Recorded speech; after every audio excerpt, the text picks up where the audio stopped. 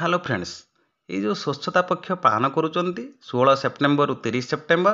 ताहारी उपरे ये resolution T ये रेजुलेसन को देखी दिंतु किभली आम रेजुलेसन लिखा अद्य ता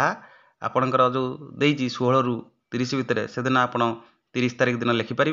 29 तारीख लिखिपारे 27 लिखिपारे जो छुट्टी पड़ूँ लेखिकी आपड़ यही टाइप लिखे लेखिकी प्रतिदिन डे वाइज क्यों कौ कार्यक्रम कले से विषय आप लिखे किमी कम्युनिटी पार्टिसिपेट पेरेन्ट मैंने किमी याद अंशग्रहण कले से विषय लिखे पिलाकर कौन कौन कले क्विज डिबेट एलुगेशन स्लोगान पोएम एसे ये सब से विषय लिखे प्रति डे वाइज ये रेजुलेसन देखी नियंतु से अनुसार आप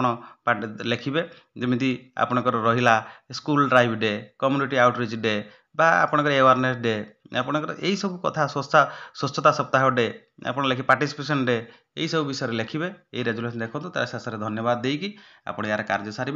ये रेजुलेसन टी लिखा आप भी चेंज करें।